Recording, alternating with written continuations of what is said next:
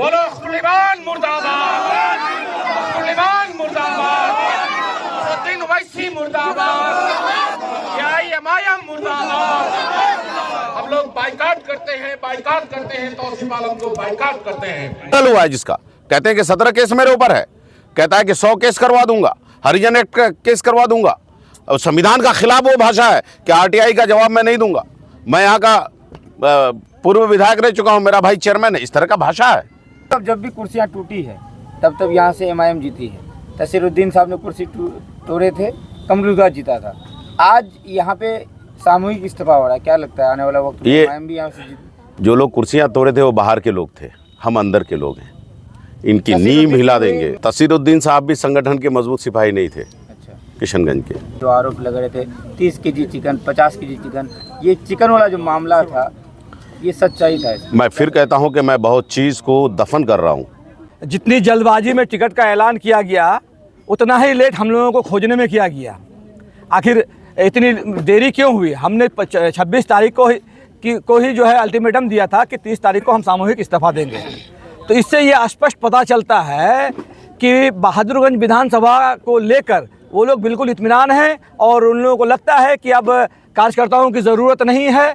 अब आपने पार्टी से के लिए काफ़ी खिदमत किया है, एक कदम आपने क्यों उठाया, जनता को बताइए ज़रा। तौसीफ आलम साहब को क्या सूरत देकर दे दिया टिकट? 17 सालों में जो एक क्वेश्चन नहीं कर सका विधानसभा में, 17 सालों में हमारी तकलीफ़ को विधानसभा में रख ना सका, उन्होंने एक बहस में हिस्सा नहीं लिया।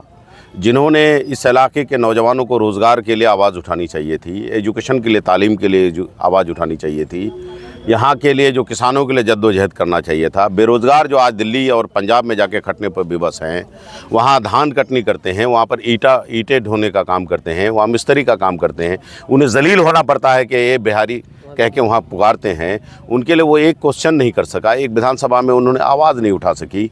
कभी हमने नहीं देखा कि छोड़िए वहाँ, तो आपके ज़िला में डिस्ट्रिक्ट मजिस्ट्रेट के साथ मीटिंग नहीं कर सका, एसपी साहब के साथ कभी नहीं कर सका, डीडीसी के साथ नहीं कर सका।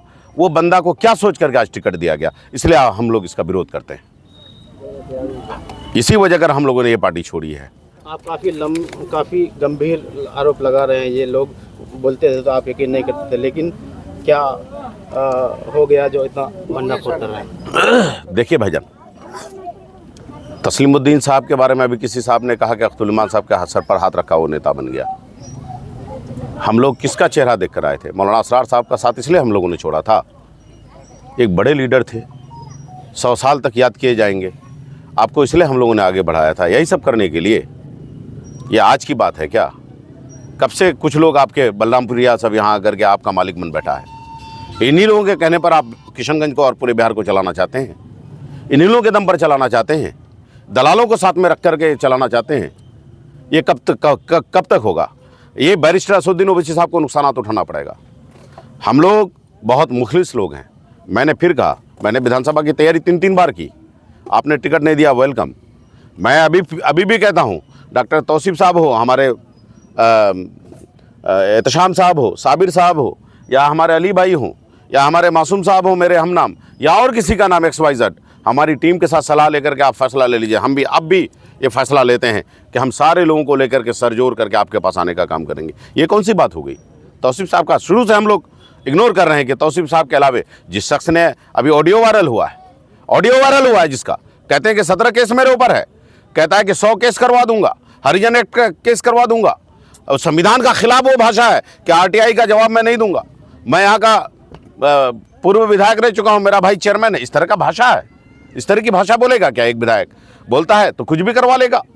हम सभी कार्यकर्ताओं को खामोश वो तब कर सकते हैं कि वो जिस तरह से वो धमकी देते हैं कि मेरे ऊपर 17 केस है, यानी 18 केस लेने का मन है, तो हम लोगों को गोली मारो। सर कि मैं पहले गुंडा था, अब वो खुद कहते हैं कि मैं गुंडा था। बताइए, गुंडा था वो खुद कह रहे हैं, बोलता मैं दबंग था, रंगदार था, बोल रहा है मैं रंगदार हूँ।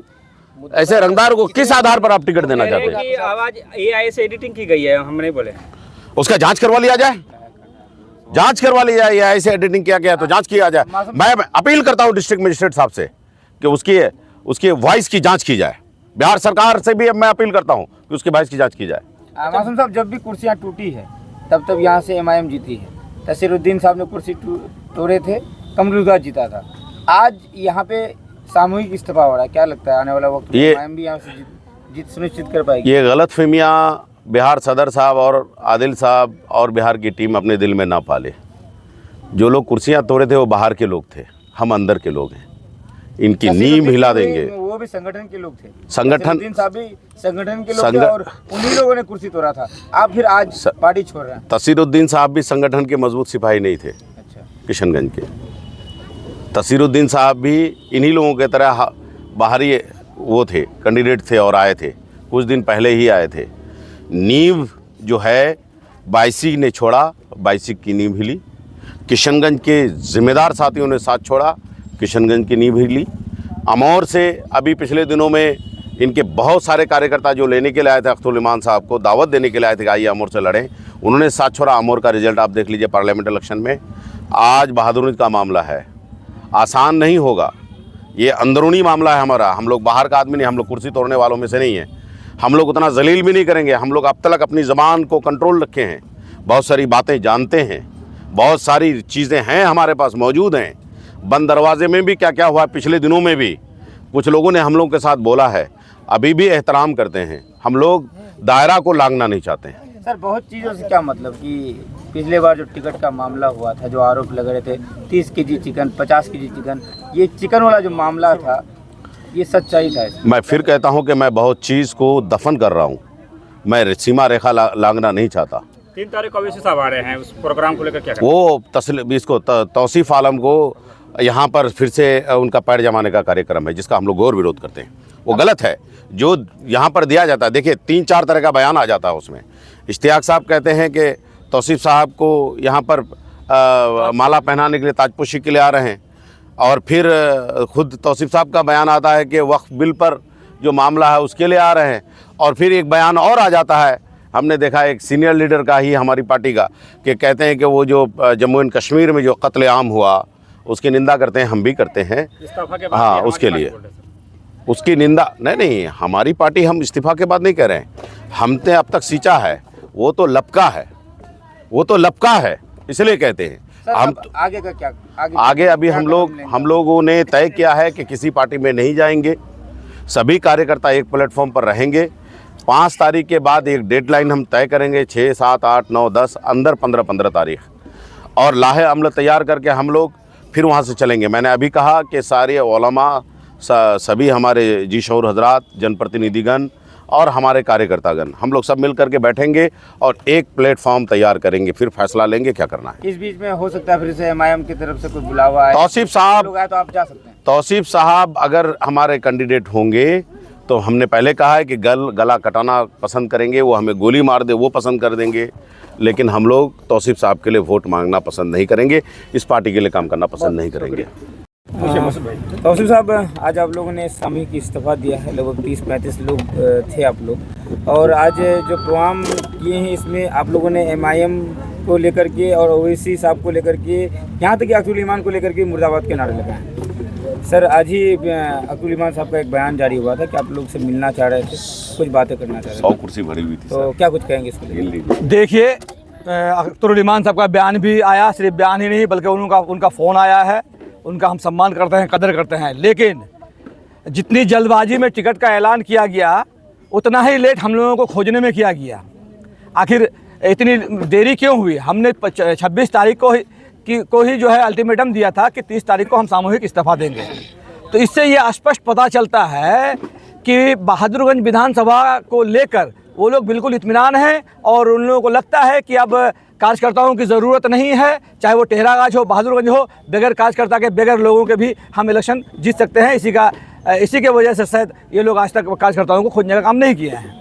आज से 4 महीने पहले से बातें चल रही थी कि विधायक तौसीफ जुड़ने वाला है, तो देखिए ये 4 महीना पहले से बात चल रही थी, और एक प्रखंड अध्यक्ष होने के नाते हमने सारी जानकारियां प्रदेश अध्यक्ष से लेकर राष्ट्रीय अध्यक्ष तक को, यहाँ की जो ज़मीनी हकीकत है और लोगों के मिजाज और कार्यकर्ताओं के जो सारी जानकारियाँ हम लोगों ने राष्ट्रीय अध्यक्ष और प्रदेश अध्यक्ष को दे चुके हैं। लेकिन फिर भी पता नहीं उन लोगों की अपनी क्या मजबूरी है कि आनंद फानंद में इतना जल्दी वो लोग कैंडिडेट का घोषणा किए हैं, और इसका हम लोग पुरजोर मुखालफ करते हैं, ऐसे कैंडिडेट को हम लोग कतई बर्दाश्त नहीं कर सकते हैं। अगला कदम क्या होगा आपके संगठन का? देखिए, अब तो संगठन रहा नहीं, चूँकि हमने जो संगठन बनाया था, हमने रात दिन मेहनत करके लोगों को जोड़ा था, और आज मैं खुद जो है अपने पद से इस्तीफा दे रहा हूं, और मेरे द्वारा बनाए गए जो भी टीम थी, जो भी संगठन था, उसको मैं निरस्त भी कर दिया हूं। और अब जो है हम लोग नए सिरे से फिर देख रहे हैं कि आने वाले समय में क्या होता है, कि मासूम साहब का क्या डिसीजन आता है, और जो हमारे संगठन के लोग हैं, हमारे टीम के लोग हैं, हम सब मिल बैठ के एक निर्णय लेंगे कि अब हमें किधर को जाना है।